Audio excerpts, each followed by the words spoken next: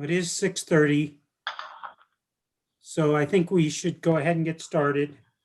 Before we get into the meeting, for all people on the agenda or on the Zoom call, with the exception of council members and staff, please ensure that you are muted during the meeting. I know Mr. Driscoll will be on when it's citizens to speak, and then he can unmute, but for all other residents or non-residents, please ensure that you are muted during the meeting.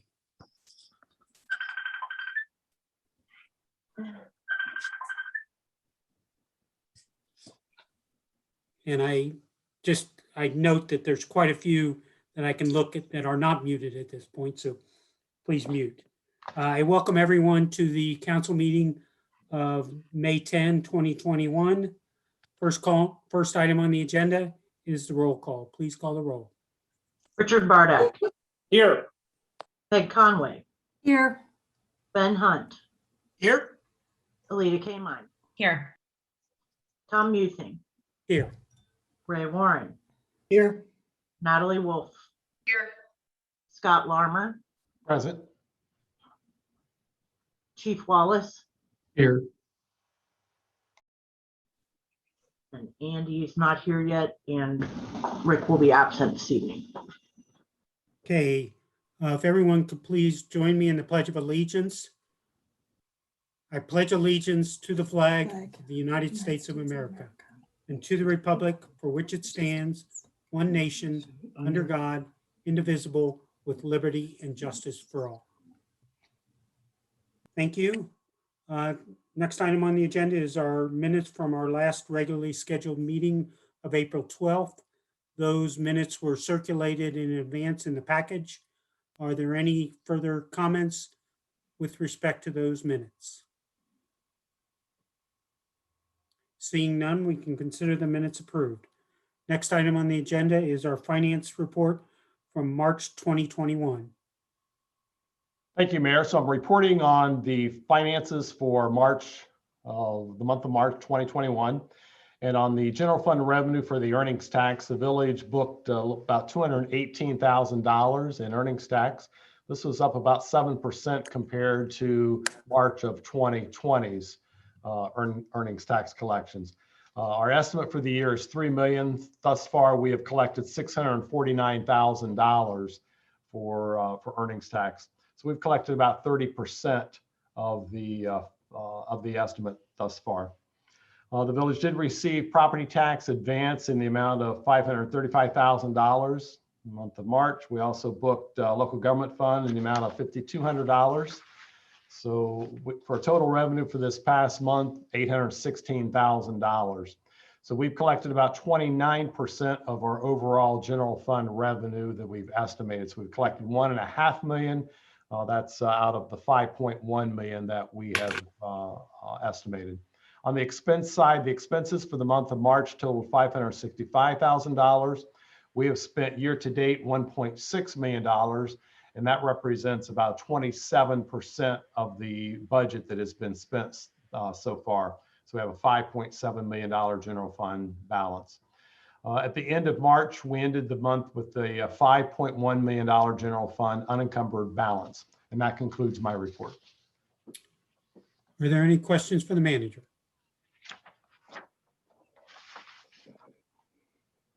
Okay, seeing none, we'll move on to the next item, which I will turn over to the chief for a presentation of some citizens awards to some very noteworthy residences.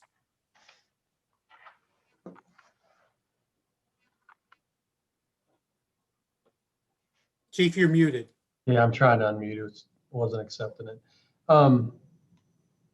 Just give me 1 second to bring a document up. Okay. I believe Rob has the video portion ready for me. Tonight, we're actually recognizing 2 residents.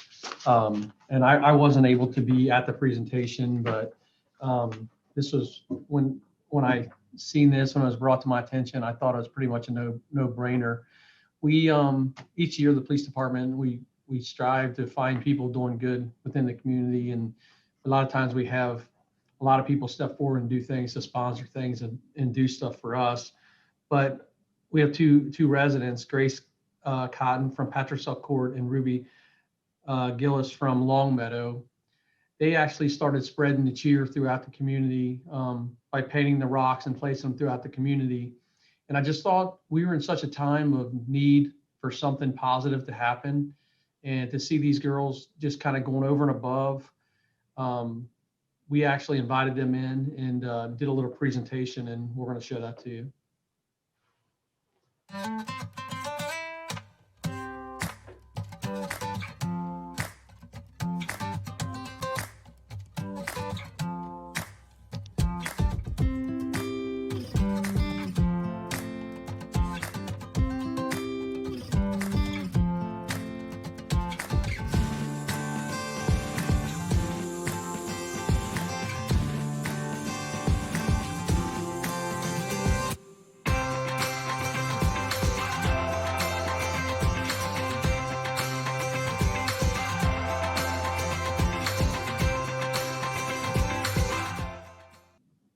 I thank Tammy for, getting the video shot for me and putting this together. But, I really commend these two girls for stepping up and doing something to just try to make a little bit of a difference. And, just being able to see one of those rocks out in public or something, and just kind of gives you that little hope there is a bright side and there are people out there doing good. So on behalf of myself, the police department and village, we want to say thanks to Grace Cotton and Ruby Gillis for everything they've done. We greatly appreciate it. And Chief, on behalf of the council and all the village residents, I mean, we always say we don't thank the police department enough, but thank you very much for doing these special things to reach out and really recognize people, because it is so valuable, not only to them, but to everyone to understand what is happening. So thank you very much. Thanks. And I want to point out to thank Tammy for when that first started, bringing it to my attention, and we kept it on the front burner for that. So again, thanks to Scott's staff does a great job of keeping everybody informed. So thank you. Next item on the agenda will be citizens to speak. And this evening, Mr. Driscoll is here to speak to us. And Mr. Driscoll, I assume I know you're very familiar with the guidelines on how we speak, and so I will turn it over to you. Colin Driscoll, 6600 Ridge Road. This is on the dog issue. Let me recap a couple of highlights from recent Parks Committee meeting minutes. July 2020. This topic was last discussed at the May 28, 2019 committee meeting, at that time in response to complaints from residents about loose dogs at Amberley Green.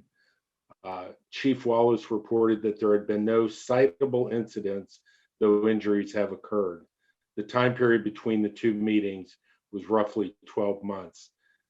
Meeting in November 2020, meeting minutes mentioned the property needs to be available equitably to all residents.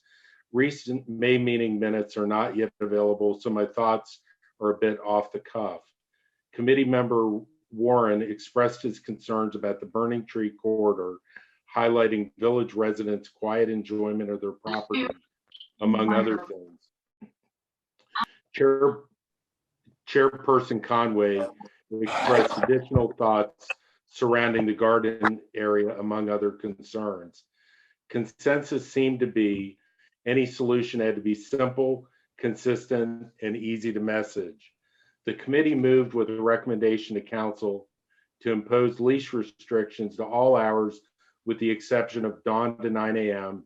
and 3 to 5 p.m., as well as additional stipulations for the property.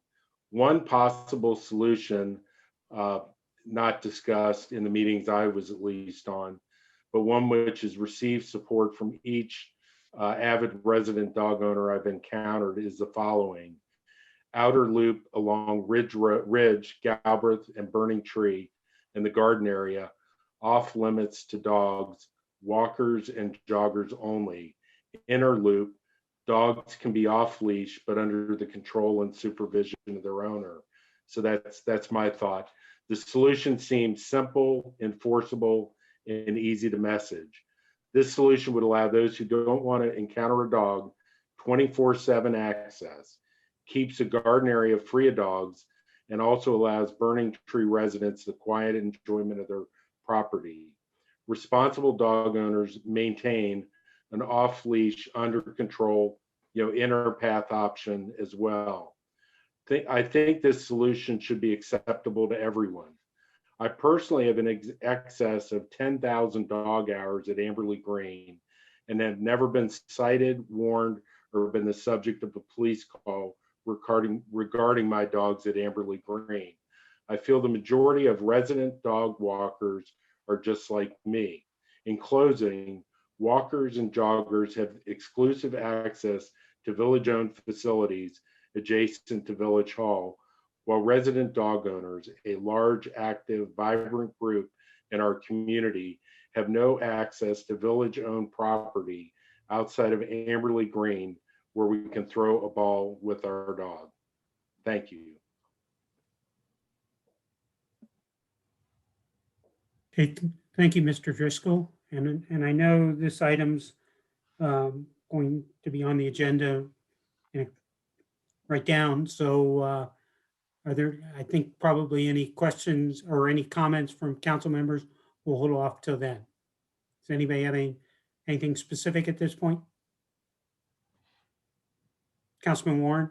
Thank you. And this is just a question for Mr. Driscoll. First of all, thank you for sharing your thoughts. And I'm not here to have a dialogue with you. We're not here to have a dialogue today. But one thing I would ask you to consider in your proposal is what would a cost be to delineate, to separate, physically separate this inner property from the outer section. It's just something to consider. I'm not, I don't believe, you're prepared to address that, but it's just something to consider. Thank you so much for coming. Okay, we'll move on to the next item on the agenda and moving on to committee reports. And the first committee is the Finance Committee, which I chair. Before you this evening is Resolution 2021-13, which would authorize the creation of a fund related to the recently passed legislation from Congress on the local fiscal recovery. The Finance Committee met and discussed this and definitely agree that it is appropriate to establish the fund. The village is anticipating that it will receive over the next 2 years approximately $670,000 related to the fund. The specific, basically what we can spend that money on is still being developed by the government. So we don't know what that'll be eligible, but once we are clear on that, that'll be something that we will discuss both in committee and in council. We will receive half of that $670,000 this month, and that's why we need to establish the fund. We will have until 2024 to expend the money under the current legislation, and it could be extended. We don't know, but this resolution just authorizes the creation of the fund. So I hereby move that we authorize the village manager to create this local fiscal recovery fund. Second. Okay, it has been moved and seconded that we adopt resolution 2021-13, which would authorize the creation of a fiscal recovery fund. Are there any questions or comments? I have a question. I'm not on the finance committee, and I was curious whether Amberley had to apply and whether we applied for a specific amount or whether there was a formula for the amounts received by local governments. I will let the village manager answer that. I'm sorry, would you repeat your question, ma'am?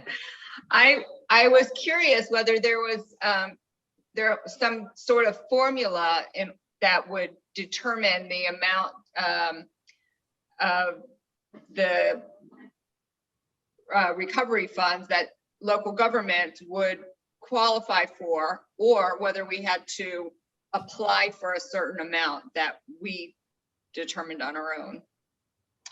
We did not have to make any kind of application. The amount of money that we were deemed was determined by the federal government.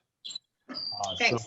And I've not seen the rhyme or reason as to how that calculation was made, but it did come from the feds, correct? All right, thanks. Yeah, that answers my question. But it is accurate, Scott, to say that the money gets passed down through the state to us? Because we are smaller, ours will come through the state of Ohio. Larger cities will have their allocation going directly to them. So yes, you are correct, Mayor. Okay, are there any other questions or comments? If not, it has been moved and seconded that we adopt resolution 2021-13. All in favor? Aye. Aye. Aye. Any opposed? Be it noted that this resolution passes unanimously. And that completes the report from the Finance Committee. We'll now move on to the Public Buildings and Parks Committee. Thank you, Mayor. The committee met on May 3rd to continue discussing dogs at Amberley Green. It was the 7th time the issue had been on our agenda since May 2019, when it was referred to this committee because of complaints received in the village offices and from residents who came to address council. Having discussed the matter at length over a 2-year period, we voted on May 3rd to recommend Ordinance 2021-8, adopting leash regulations for Amberley Green, which we are presenting for a first reading tonight. Early in our process, the committee reviewed other jurisdictions' dog ordinances, and this research validated what we knew anecdotally, that the off-leash opportunity at Amberley Green far exceeds what is available elsewhere, including Hamilton County parks. Over time, we heard a lot of divergent input about people's experiences with dogs at Amberley Green. Dog owners love it as a place to exercise their dogs and enjoy the outdoors and to connect with fellow dog lovers. Many in this group come from other communities to take advantage of the unique opportunity that the Green provides. Amberley residents who may or may not have a dog have reported negative experiences with dogs at Amberley Green, including being threatened, jumped on, or approached while the owner is not nearby or with the dog unresponsive to the owner's commands. Dog bites and injuries have been reported from this group, and many will not go back as a result, they have told us. Village residents who live adjacent to the Green also have complaints about dogs entering their property. Over our many meetings, the committee considered the pros and cons of requiring leashes at all times, as well as various approaches to designating specific hours when dogs could be off leash. We were especially concerned about the nearby residents and about residents who feel they cannot make use of the Green because of the constant dog presence. And we are aware that this group includes families with small children.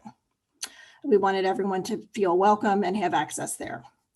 The goals were to ensure public safety and trying to accommodate the varied users and their preferences in a way that is easily understood and administered. The criteria of ease and simplicity is important because while the Green is kind of treated as a park, it's not a park, and the village does not have the infrastructure or resources to operate it as one. Ultimately, the proposal that we passed requires leashes in the parking lot, calls for visible signage explaining the rules, defines what dog under control means, and requires that owners clean up after their dogs, and limits the number of dogs one individual may bring. It also designates dawn to 9 a.m. and 3 to 5 p.m. as the hours for dogs off leash. Dogs can still come during other hours, but they would need to be leashed. The ordinance allows the police to cite someone in violation and to revoke the ability to use the property. This clearly is an issue of high interest, as we have all been receiving some communications from various people expressing concerns, and more than 90 people joined our committee meeting via Zoom on May 3rd. After we voted that day, I explained that there would be 3 readings at council, which allows for further input, which we are still receiving. And I expect that the committee will need to meet again prior to the anticipated vote on this ordinance in July to consider the additional input. So that is my report for now and presenting of the ordinance for first reading. Okay, are there questions or comments from council members? Vice Mayor? Yeah, first of all, I don't know whether people who come to council meetings or vaguely maybe know what's going on have any idea of the amount of work that gets put into preparing council to come to the meetings knowledgeable and knowing what's, to know what's going on. And I want to take a minute and recognize our Amberley Village staff that put together the background information for Peg to introduce this proposed ordinance, because it's excellent. Anyone on this call or who has any interest in this ordinance really should read it, because it does a great job of going into the history of why Amberley Green is even available right now for all of us to enjoy. So I'm not going to speak specifically on the details yet of the ordinance that's presented, because I know we're going to meet again and I do have some ideas, but I just really right now I want to give credit to our staff who put all this information, this packet together, because it is one of the best I've seen. So thanks. Other members of council? I think Rich has his hand up. Oh yeah, Rich? Just a couple comments, because I'm going to save my majority of my comments for the last meeting. I don't think today's issue was publicized very well, because we only had one speaker on the issue, and I guarantee you we have more than one speaker that would like to address this issue. So I think this needs to be publicized a lot better for the next two meetings. I mean, the meeting on this issue was May 3rd. It's now May 10th. No one knew about it on the docket today. Rich, we've been working on it for 2 years. I know, but to be able to speak on this issue at tonight's meeting, we would have more than one person speaking on it. We've So been people getting a lot of didn't know. emails. I think, I'm sure there's more than one person that wanted to speak on this issue, is my point. Okay. I'm requesting that a survey be done of the village. It can be easily done via SurveyMonkey or any other source to get the village's input, residents' input on the issue, specifically hours. I think the hours are unfair to anybody that works for a living, has a 9-to-5 job. I think they're entitled to have hours that work after 9 to 5. I think the limitations are unreasonable for that reason. I think the inner loop, outer loop issue should be addressed. There was no reference to, I think Ray had a question about putting fencing in. There was no reference to putting fencing in at all. It was simply a proposal, inner loop for dog people, outer loop for walkers, period. No fencing required. To my math, it looks like we have a total of 59 complaints over the last 7 years. I believe that averages out to be about 8 complaints per year. As I said before, I think this is a solution in search of a problem. I guarantee you the speeding complaints we have in the village far exceeds that. So for the above reasons, I request that at least a simple survey be done of the village residents to see what timeframes they would like. If this is put in place, fine. That's what the council votes to do. But I think citizen input on times needs to be done. I think a survey should be done at a minimum to get input from the residents on what times they would like. Thank you. Okay, any other comments? Rich, can you put your hand down?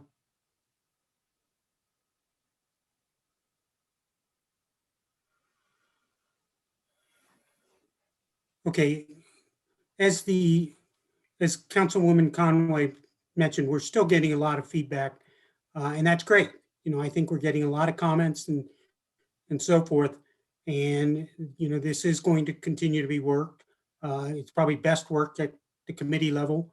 One thing I would say is, and I've said this before, I'm out in California now, and I actually went for a walk on Friday night up outside of Berkeley, California, up into the hills. And it was an area where dogs were allowed to be off leash. And interestingly, we encountered quite a few dogs, but every time we came anywhere close to a dog, the owners immediately got the dog back. And I walk in at the green a lot, and I'm a dog owner, and I take my dog off leash all the time at French Park. But the behavior at French Park, at Amberley Green, is not anything close to what I've seen. And I hike all the time down in Kentucky. We just need a behavior change, and I'll leave it at that. Okay. Next committee is the Streets, Public Utilities, and Sewers Committee. Okay. Okay, I'm unmuted. Good. Thank you, Mr. Mayor. The Streets, Public Utilities, and Sewer Committee met on April 27th, and included in that meeting, or the outcome of that meeting, were two resolutions that are before you this evening. The first item is a brine system replacement. At the meeting, Mr. Chesney, head of maintenance, our maintenance crew, presented a review of the need to replace our current system. The current brine system is about 10 years old. It has provided about 80,000 gallons of brine. The brine is used to pre-treat streets prior to snowfall and also improves the efficiency of salt usage. About 4,000 gallons are used to treat the streets at a given time. Our current system has been showing wear and tear. For example, replacement parts are difficult to acquire, and the calibration system for making the correct brine solution has been inoperable. So everything has to be done manually, and it's almost guesswork. What is being proposed is a partial purchase of a new system. Parts of a new system coupled with usable parts of our current system will be used to assemble a new and more efficient system. 80% of the new system will be derived from this purchase.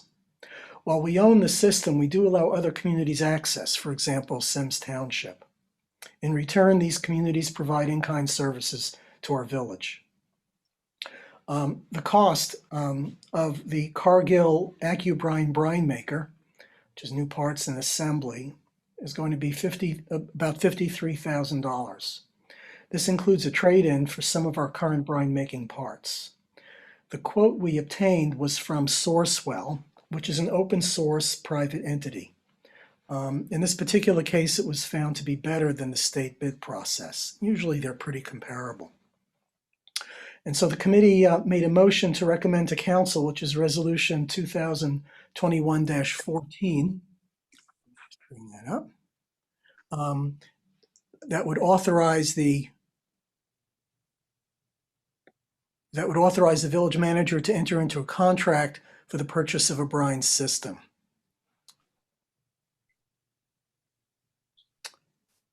Second. Okay, it has been moved and seconded that we adopt resolution 2021-14, authorizing the village manager to enter into a contract for the purchase of a new brine system. Are there any questions or comments?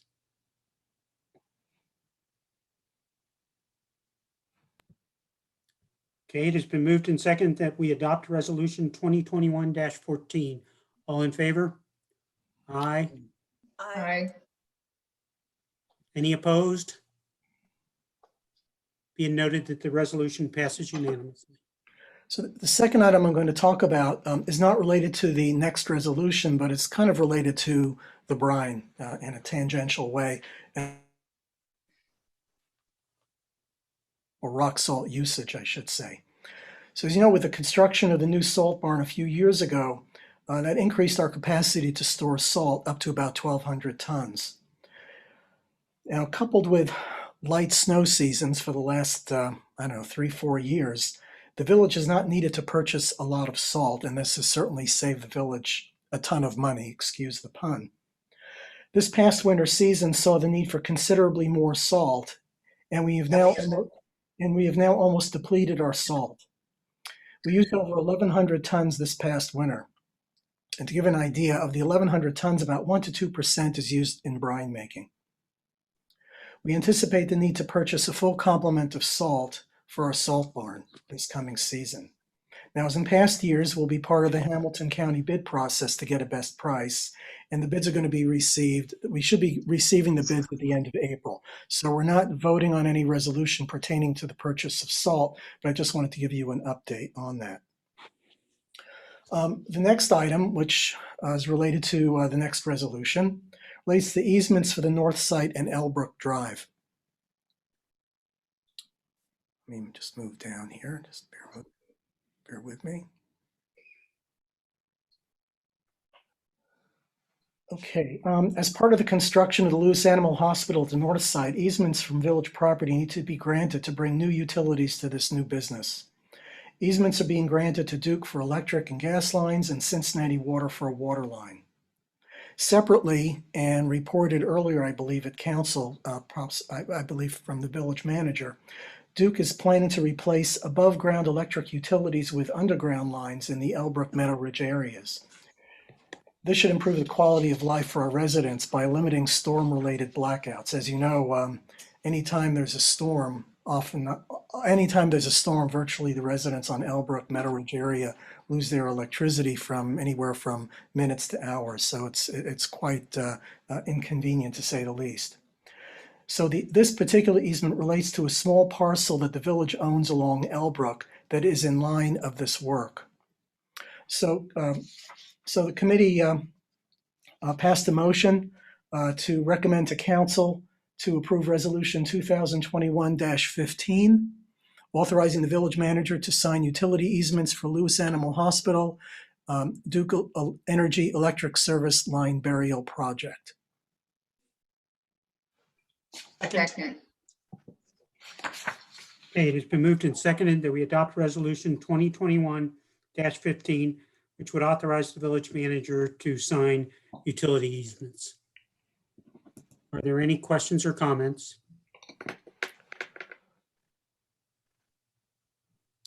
Okay.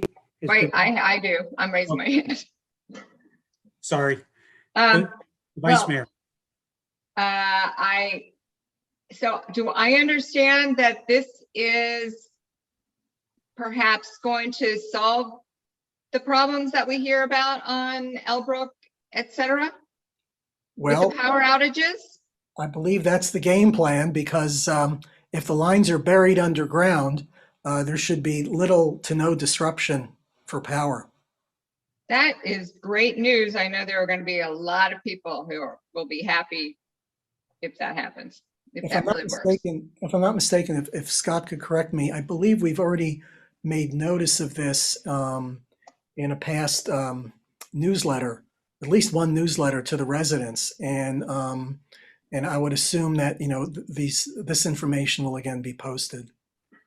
Yeah, that is correct. We are getting ready to release additional information about this. One of the items included in your packet is a map of the Brook area that shows the undergrounding project. And so we'll make that available to the residents. And you are correct, Vice Mayor Wolf, this is very welcome news for the residents that have suffered for so many years with this issue. Okay, are there any other questions or comments? If not, it's been moved and seconded that we adopt resolution 2021-15, authorizing the village manager to sign utility easements. All in favor? Aye. Any opposed? Be it noted that the resolution passed unanimously. Thank you. And I just wanted to mention a last item that the committee reviewed. And this was initiated by Jim Hall, a resident of Apple Ridge, at our previous committee meeting. So Mr. Hall lives on Apple Ridge, and he came to our committee and complained about the sound coming from Ronald Reagan Highway and asked if the village could do something about it. And so the village manager looked into the process as well as Wes Brown to learn about, what are the laws and things like that. So I just wanted to share some things with council regarding this. And so what's relevant to the village is that there are two conditions that initially must be met for the Ohio Department of Transportation to consider sound abatement. This includes new road construction, that includes road expansion, which occurred at Ronald Reagan Highway. And the second thing is, or the second possibility, are homes that were built prior to the new road construction. If these criteria are met, a petition to ODOT can be created by the majority of interested residents along a particular street adjacent to the roadway. If that were the case, meeting this criteria, ODOT would perform a sound analysis and if appropriate, create a sound barrier. This could take the form of a berm, if there is an adequate amount of property, or a sound wall. Now, theoretically, this would provide protection for the first couple rows of homes.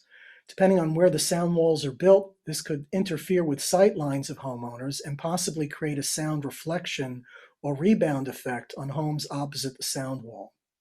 The village determined that homeowners of some streets, for example, Kentland, Patrasol, and Coolwood, might be eligible to in creating a petition by virtue that they were built prior to the Ronald Reagan expansion.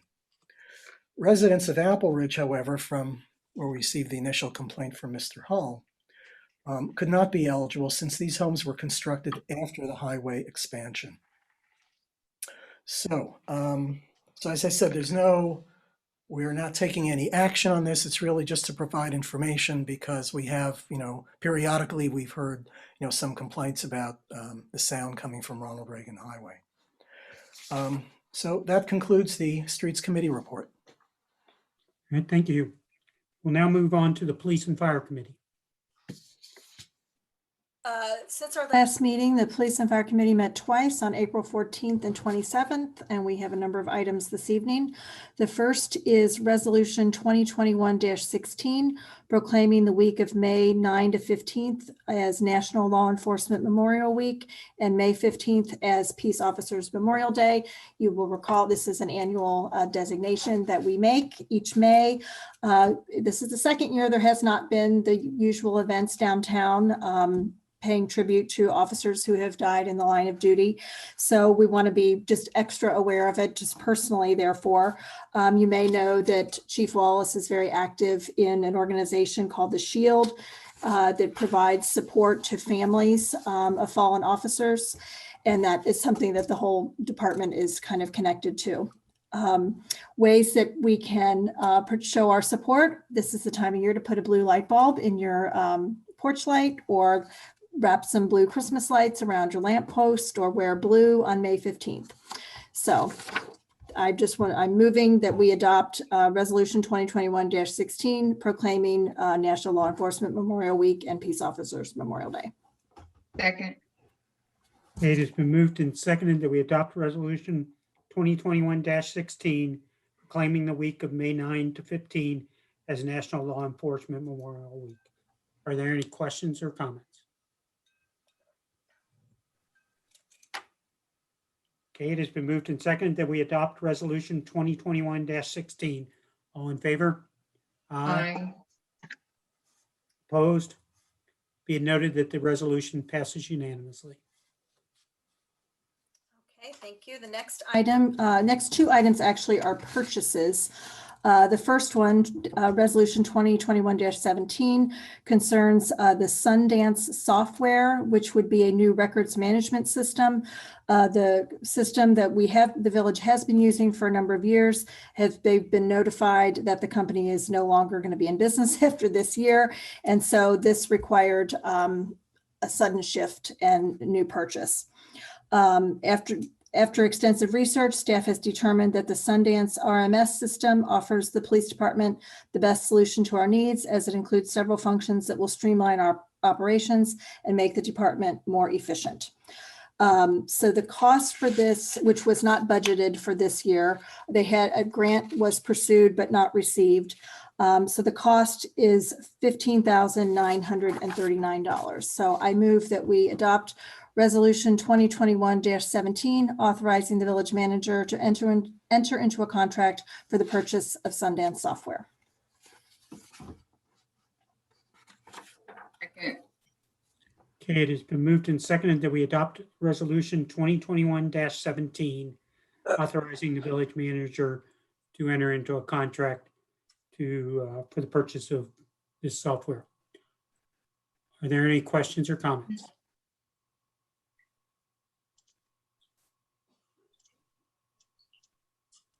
Okay, it's moved and second that we adopt resolution 2021-17. All in favor? Aye. I, Opposed?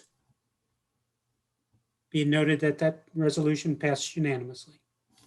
Okay, the next item concerns license plate readers, which the village has been using in 2012, originally purchased with some grant funds, and then later added several more so that all of our on-the-road vehicles would benefit from this technology, which has been very helpful in making arrests and solving cases. The current, and this is another unfortunate event, the current 3M license plate reader systems are slated to go offline on December 31st, 2021. Cincinnati Police Department and the Southwest Ohio, Southeast Indiana, Northern Kentucky region has come up with a trade-in program that allows departments with current working 3M LPR systems to trade in and receive new systems at a discounted rate. The trade-in cost will be $10,000 per cruiser for a 3-camera system, whereas the cost for purchasing one new one without a trade-in is almost $20,000. So if we waited until next year, it would cost $30,000 more. So again, this was not a budgeted item for this year, not anticipating replacing the LPRs right away, but it doesn't really make sense not to because we won't have operational systems. So the cost will be $30,000, right? Am I reading that right? We would save almost $30,000. So the difference between paying $59,325 versus $30,000 this year with the trade-in. So I move that we adopt resolution 2021-18, authorizing the village manager to enter into a contract for the purchase of 3 license plate readers. Second.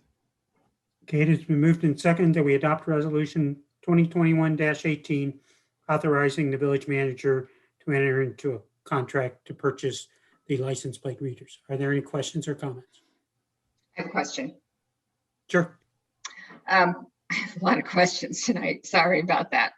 I was at this is just about the license plate readers in general. Last week on the 5th, I attended the meeting of the Amberley Village Human Rights Commission, and they had presentation by the Greater Southwestern Ohio Center for Social Justice that Chief Wallace previously told us that he had met with them. And the issue came up specifically about the license plate readers, and whether the question was whether the readers automatically turn themselves on when the car is turned on, or if the officer has to turn on the license plate reader. Chief? So the officers, when they log into their car, they have to log into the system for their camera system, and they have to log into the computer for the license plate system. The license plate system automatically runs the plates. It doesn't pick what plate it runs every plate it sees to keep any controversy of just having an officer driving around saying, oh, look at that car, and running that plate. Every plate is ran equally, and they do log into the system. And it is requirement under our policy procedure manual that they are logged into it. Thanks. Thank you. That's pretty much what I thought. Thank you. Okay, Ray? Thank you. This is a question either for Peg or Chief Wallace. Having to do with the current license plate readers from 3M. So is it couple of questions. Is it my understanding that 3M is no longer going to support the current systems that we have? And if that's so, is 3M licensing their software to another company? And how do we have a trade-in value if 3M is getting, if the support is going away? I mean, can you help me understand that? Chief, why don't you take that one? Okay, so 3M is not going away. Our LPRs, our license plate readers, are serviced by the city of Cincinnati. And each time there's hundreds of companies out there. There's cheaper models and things like that out there too, but we're kind of tied because we don't have the personnel, the IT department and thing that can run that and interconnect it with the Regional Crime Information Center, RCIC or NCIC. So what we do is when we first went to the 3M, we were pretty much, the city of Cincinnati said, hey, Amberley's up on the curve. Let's actually just partner with them. So the city of Cincinnati partnered with us. And so when they were trying the new systems, we were kind of like the guinea pig of being a smaller agency, and the city of Cincinnati did all of our servicing at no cost. We pay an annual fee to have it serviced, but because of the city of Cincinnati switching, if we stayed with 3M, all we would do is have a license plate reader that ran license plates. It would not run it because at that point, RCIC may not maintain two different companies running through their program, because right now when they're using the car computers, obviously there's a lot of data that's constantly being sent and received. If we have two different companies sending and receiving out of our computers on a daily basis, that slows everything down, which could be an officer safety issue down the road. So our recommendation is stay with the system we got. Officers are notified of alerts of wanted people, weapons with vehicles, and a lot of other things. Got it. Thank you. Thanks. Are there any other questions or comments? The one thing I wanted to mention is Councilwoman Conway had two items here that she mentioned were not included in the budget. The Finance Committee is aware of that, and this, obviously the village administration is very aware of that. And administration is working to look for ways to offset those. And the Finance Committee is staying on top of that. And either we will find ways to offset those, or there would be a need for an additional appropriation, but that would be later in the year after we've exhausted all other avenues to identify ways to offset that. Hey, Mayor, if I could just point out, we're like right now, we're getting ready to go for another JAG grant. And instead of going for equipment, we'll go for overtime. That'll help cover the overtime grant, which will alleviate those funds. Like you said, these items were not budgeted. We knew that this possibility they could happen, but typically we always go for grants first. And it keeps our budgets down, but also, we try to do everything we can to, if we can get a grant first, we'd rather do that. And we usually spend 2 or 3 years trying to get grants on equipment. Yep. And Chief, you guys do a great job on the grants, and we thank you for that. Thanks. Okay, are there any other questions? If not, it has been moved and seconded that we adopt resolution 2021-18, authorizing the purchase of 3 new license plate readers. All in favor? Aye. Opposed? Be it noted that the resolution passes unanimously. Okay, and our final item is concerns the Hamilton County Heroin Task Force or Addiction Response Coalition, Tom Fallon. You may recall the village first became involved in this work in 2015 with the opioid crisis. And in 2017, we approved the creation of the commander's position housed here in Amberley. He's officially an employee of the village, but his position serves the wider community and is funded through other sources, not through the village's revenues. What we have tonight is an updated memorandum of understanding for the Heroin Coalition Task Force Commander, which has not been updated since 2018.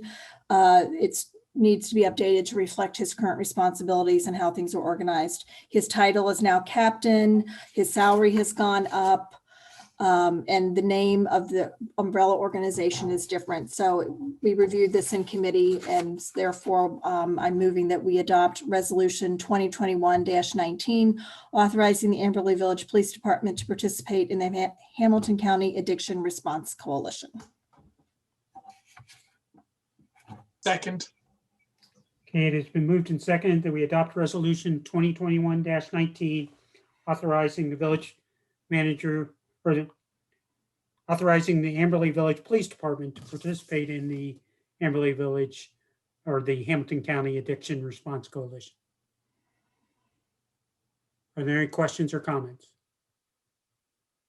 And Councilwoman Conway, I just wanted to mention to the other council members is when the committee met, there is going to be a future meeting where Lieutenant Fallon will come in and report to the committee on kind of what's been going on in the task force. And it is extremely valuable work, and the task force does not get enough recognition for all that they've done.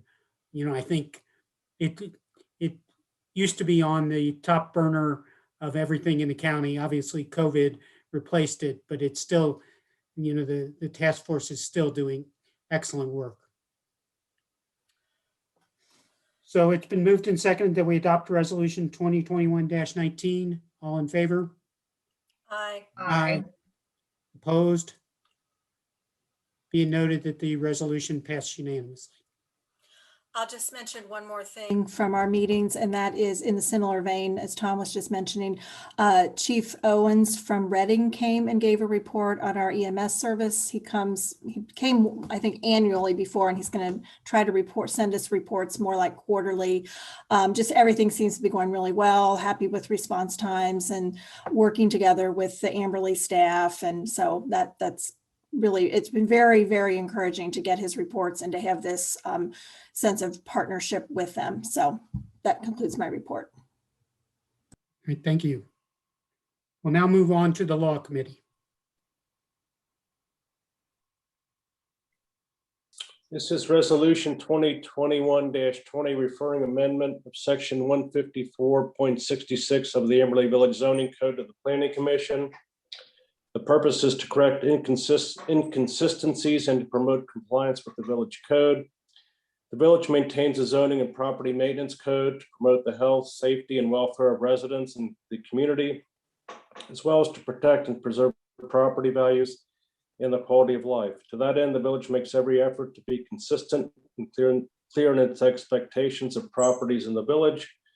While researching sections of the village code in need of updating, staff discovered Code section 154.66 calls for all temporary events not mentioned as permitted to be approved by the Board of Zoning Appeals.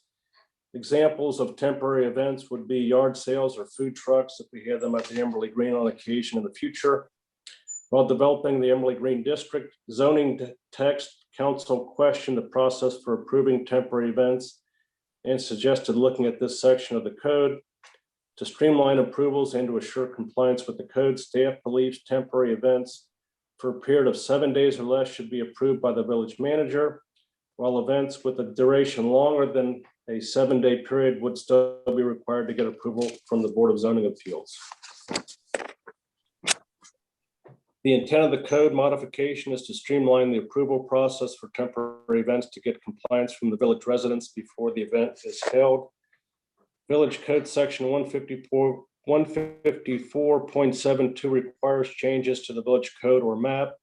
First, to be referred to the Planning Commission for review, recommendations, and suggestions. The Planning Commission shall, in a reasonable time, not more than 60 days, hold a public hearing to consider the changes and report back to council. The Amberley Village Law Committee, in consultation with staff, reviewed and recommends referring the modification of zoning code section 154.66 to the Planning Commission for review and recommendations. Saying that, do we need a motion, or is that? Yeah, you need, this is a resolution, so Right. we need a motion to pass. Basically, the resolution passes it to the Planning Commission. I make a motion to pass resolution 2021-20, referring amendment of section 154.66 of the Amberley Village Zoning Code to the Planning Commission. Second. Okay, it has been moved and seconded that we adopt resolution 2021-20, which would pass this to the Planning Commission. As we do with anything like this, the Planning Commission will first look at this and they will pass it back to council with their recommendation, and then council will take action on it. Are there any questions or comments? If not, it's been moved and seconded that we adopt resolution 2021-20. All in favor? Aye. Aye. Aye. That, Any opposed? that, con- Okay, you noted that the resolution passed unanimously. thank you. That concludes my report. Thank you very much. Okay, we'll now move on to the manager's report. Thank you, Mayor. I have two items to discuss. The first one is ordinance 2021-10. This is considered a housekeeping item. It's referred to as the codification. What is happening with this is that all the legislative action that you've taken in the past year, in addition to action the state of Ohio has taken that affects our code, needs to be codified and updated into a concise area. And silly as it seems, you need to adopt this particular ordinance to bring our code up to date, even though all of the legislation that you already have acted upon is already in effect. So with this particular ordinance, I'd like you to waive the 3 readings and then a motion to adopt, and then this will go into effect 45 days after its adoption. Okay, do I hear a motion to waive the 3 readings with respect to ordinance 2021-10? So moved. Do I hear a second? Second. Okay, it has been moved and seconded that we waive the 3 readings with respect to ordinance 2021-10, adopting and enacting the supplement to the Code of Ordinances for the village. Are there any questions or comments? If not, it's been moved and seconded that we waive the 3 readings on ordinance 2021-10. Please call the roll.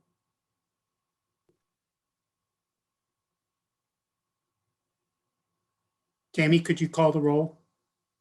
Sorry, I started, but I was muted. I apologize. Richard Bardak, Yes.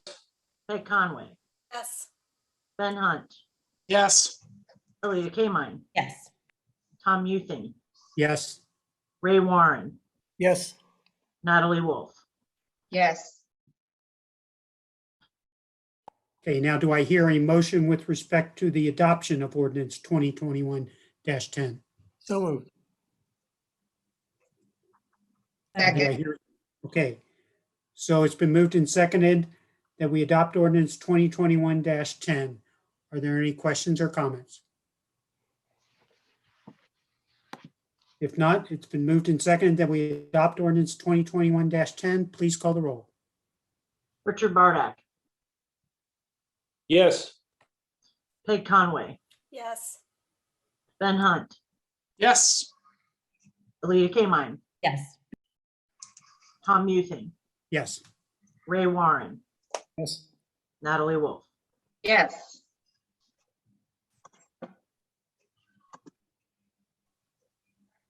Okay, and as the village manager mentioned, this will now go into effect 45 days from the date of approval today. All right, thank I you. turn it back over to the village manager. All right, thank you. My second item is to talk about 3 items out of the village manager's report. I think you're aware that we have worked closely with the with the Hamilton County Department of Health over the past year with the pandemic, and that continues as the Ohio Department of Health and Hamilton County Public Health are holding a pop-up mobile clinic for vaccinations, and that's going to be held this Thursday, May the 13th here in the village. So they will be located here at the Municipal building, 7149 Ridge Road. They'll be in the parking lot. And this is available to anybody who's interested in getting the vaccine. This will be the 1 shot. So this will be the Johnson Janssen vaccine. So we encourage residents or any folks who are interested in getting the shot to come up to the Municipal building between the hours of 10 a.m. and noon. There is no pre-registration or any kind of a appointment necessary. So it's just another opportunity to get out into the community to increase the vaccination rate. The second item I wanted to mention is our own chief police and fire is being honored by the Jewish Community Night at the Cincinnati Reds. the Jewish community has given an opportunity to nominate someone, and they elected to nominate our own Chief Wallace. So he is this year's recipient of the Cincinnati Reds Community Advocate Award at Jewish Community Night. And the other part of this is that there are 600 individuals that can purchase tickets through a link that was listed in our May e-news, and they will also receive a gift related to this particular special evening. So congrats to Chief Wallace for this special recognition. Is the gift a bobblehead or anything? No bobblehead of the chief yet, but I'm sure that's coming. Okay. And the next item I wanted to talk about is the municipal building reopening. So, it's been over a year that we have, the municipal building has been closed. Our plan is to open the municipal building next month, during the month of June. So we've taken gradual steps to get back to an opening. And the next step would also be to start meeting in person for our council meetings. And I'm just trying to drive the conversation so that we can get a point so we know when council is going to start coming back. That can be in the month of June, it could be the month of July, or if you want it to be later. But I'm interested in having some discussion with council tonight about when you're comfortable coming back and re-engaging in-person meetings, recognizing that you will be masked when you come into the building, and at least at this point, and temperature checks, things like that will still occur, and we'll maintain the 6 feet of social distancing. So I'm just talking about the council meetings at this point, not yet talking about the committee meetings that would follow after council meetings are successfully held in person. So just want to get a general sense from council as to when they're ready to resume in-person council meetings. I believe, given the interest in all of the issues that we have going on right now, that it's more equitable and easily accessible for people to do this online. I think we have the ability to do it online, and it's safer with the number and volume of people we're talking about potentially to be online for at least another month. I would encourage that. On a personal note, I will not be able to attend in June in person, but I would be able to attend virtually. And so that's just FYI. Okay. Other comments? Can you see my hand? Tom, can you not see me? No, I couldn't see you that time. I don't have all the. Yeah, I mean, personally, I would come to an in-person meeting. However, knowing how frustrating it was when we had the hybrid meetings, I would prefer, just for my sanity, to remain online as long as, if anyone is unable to attend, and if any one of us is unable to attend in person, that the lag and the technical difficulties just seem to be impossible to overcome and to have a smooth meeting. But I want to add one other thing, because tonight's meeting, as much as I like these online meetings, tonight's meeting was very frustrating.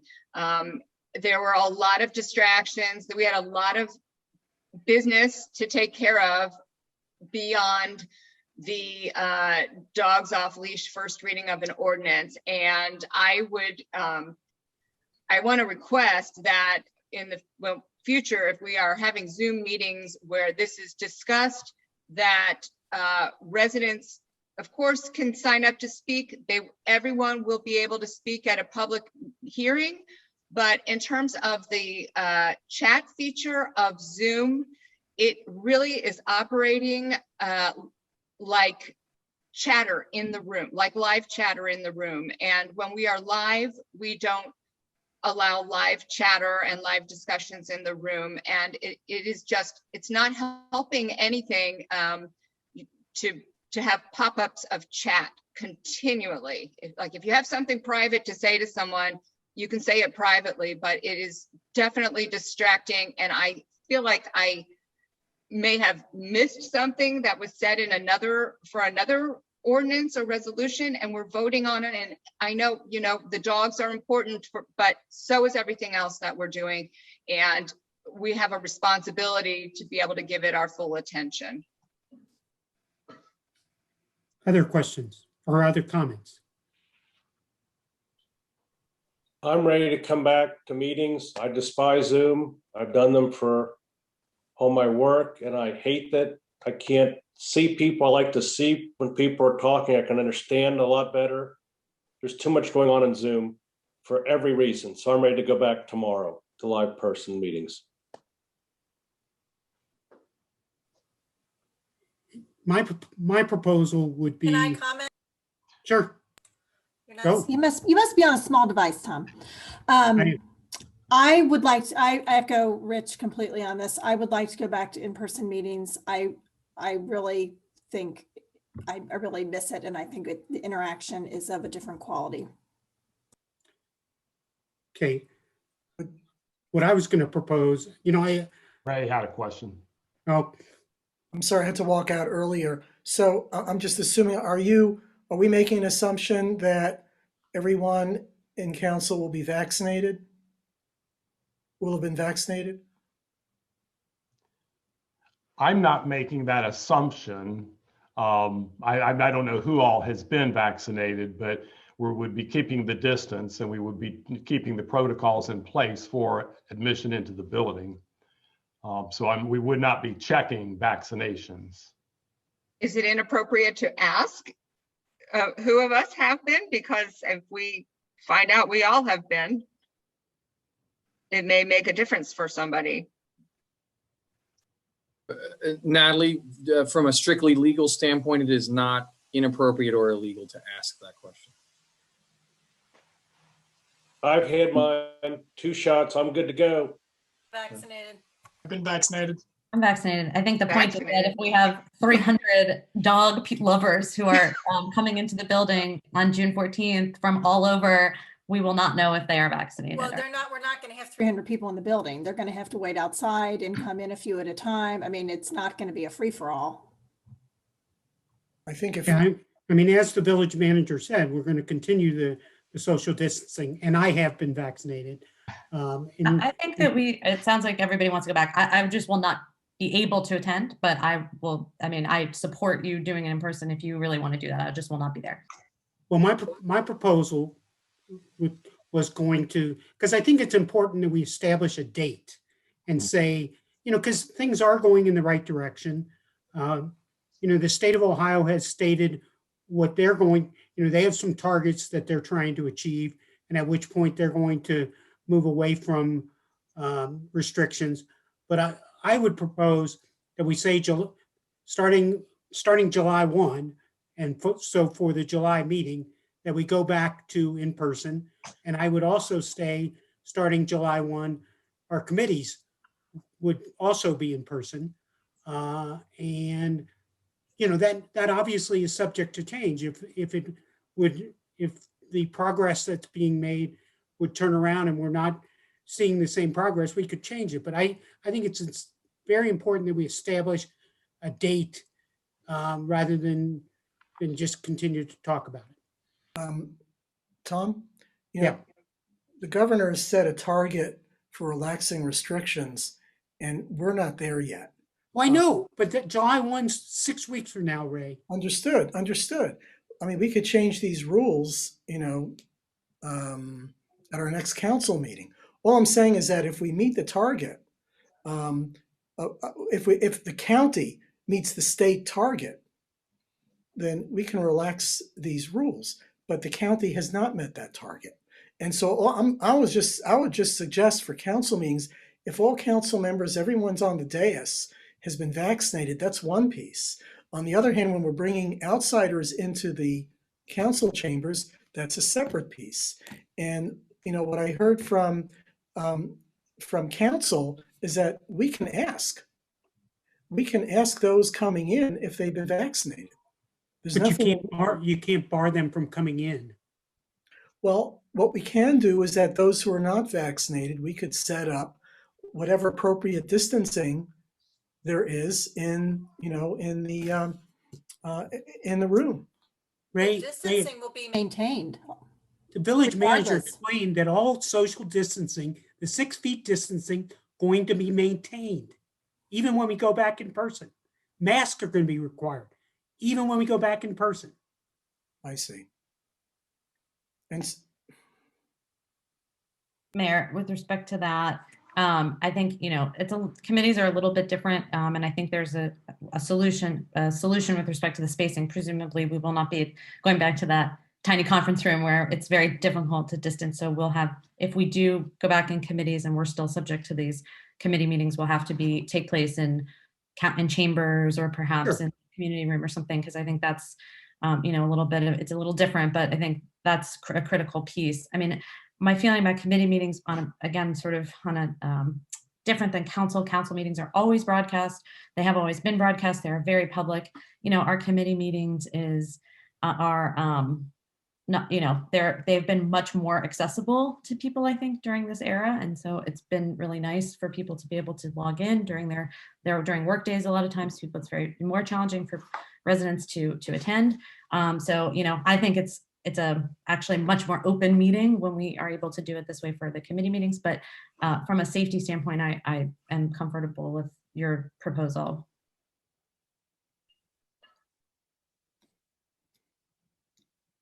So is everyone comfortable with a July 1 target? Yes. Yes. Tentatively, yes. I have to speak to my better half. And I heard from Rich and Councilwoman Conway. Peg? Yes, I already said. Yes. Oh, okay. I have trouble Sorry. unmuting. Yes. Yeah. Sorry. Okay. Does that answer your question, Scott? It does. Thank you very much for that direction. We'll proceed accordingly. Then my last item I wanted to mention is that you have already awarded the 2021 street program. And just want to let you know that some of the work, the pre-work that has to occur is by Greater Cincinnati Waterworks. You were aware that they were going to be replacing some water lines, water mains on Winding Way and also on Section Road. We did hold a pre-construction meeting last week, and they should be starting this week, possibly even as early tomorrow, start digging and installing the new water mains on Winding Way. And then they will move to the area of between Section and Aracoma. Part of the water lines are going to be replaced there. There's not been a set date for them to begin that, but I would expect that to occur within the next month or so as well. So I just want to make you aware that the work that you've authorized is proceeding. And that's all that I have to share this evening. Thank you. Are there any questions for the manager?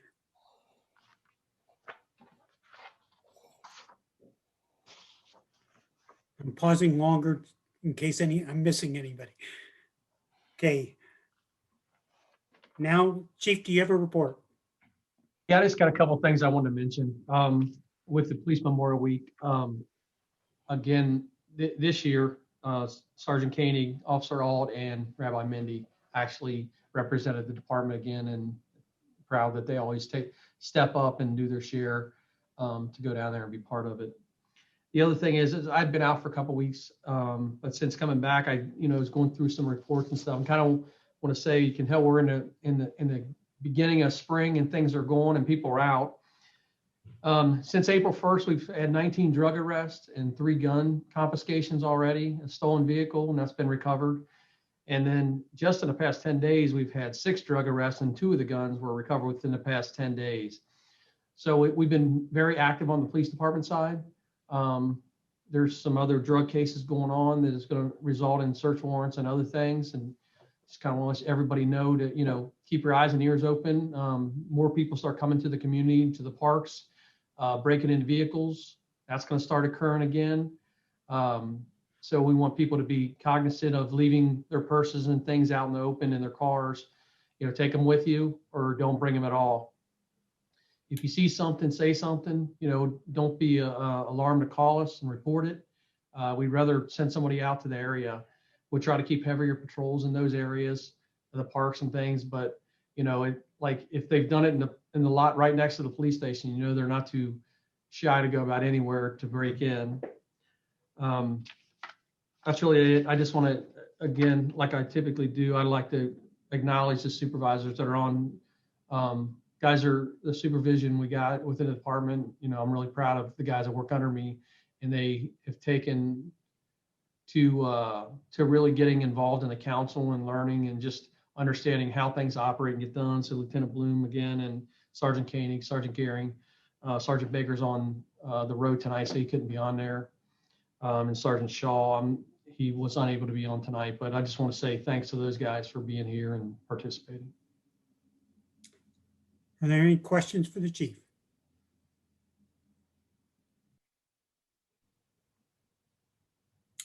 Okay, thank you very much. With respect to the mayor's report, first item I want to mention is I mentioned either at the last meeting or the meeting before that, that Amberley Village did again this year get awarded a Tree City USA identification. And again, normally when there is a celebration hosted by one of the municipalities that is awarded Tree City, and Amberley, in fact, hosted it, I think, about 12 years ago. This year was supposed to be hosted by the city of Montgomery, and obviously because of COVID, they could not. But I want to on this call thank the city of Montgomery. These cities do go through a tremendous amount of work in trying to arrange these recognition. And the city of Montgomery did send to us their things that they would have given in. And I think, one of them's, traditionally the communities give out trees that get planted and things like that. And so in addition to, the great work of the residents and the staff of Amberley that give us the recognition of Tree City USA, I really want to thank the city of Montgomery again for all that they did to try to hold this session this year. The other item I wanted to mention is the next meeting of the Environmental Stewardship Committee will be May 24th at 7 o'clock. And that really concludes my report. Are there any questions? Okay, is there any new business? I have one thing I wanted to mention, Peg. Go ahead. I just want to remind everyone that this coming Sunday, May 16th at 11 a.m., we're dedicating the tree in memory of Ed Hettenbach, and everyone is invited. The public is invited. It'll just be a brief ceremony, and it's going to be in the tree will be alongside the parking lot, kind of on between the tennis courts and the building. I don't know how to describe it, across from the stairs that go down to the community room. But I think it's going to be it's going to look really good, and it'll be a nice little opportunity. His family, his wife and children will be there. So I think it'll be nice. Any other new business? Okay, I know there were a lot of participants on the call tonight that really wanted to talk about the dogs, etc. I want to assure everyone that it's still on the call, that council is reading all the comments that we receive. The vice mayor mentioned that, the package that is sent to council members to help us out in looking through the comments. So your email comments, are looked at. I mean, obviously, we are receiving, lots of different points of view on both sides of the debate, some in the middle of the debate, but, and it's not going to be something that we can come up with an easy answer. Councilman Bardak suggested a survey tonight. And again, that's something we'll have to talk about. And this is something that Councilwoman Conway assured me earlier today, that her committee is committed to working this, and it probably is the best way to work this is, after another 30 days of getting comments or something, the committee will probably meet again and work through this thing and to see if we can come up with something that works the best. As I mentioned earlier, I think we're just striving to try to change behavior. We do want to, it is a unique opportunity, and we want to try to protect that unique opportunity, but also make sure that all residents have access to Amberley Green as much as possible. Okay, with that said, I want to thank everyone for attending our meeting this evening, and our meeting is adjourned. Thank you very much. Enjoy the rest of your vacation, Tom. Thank you. Good evening.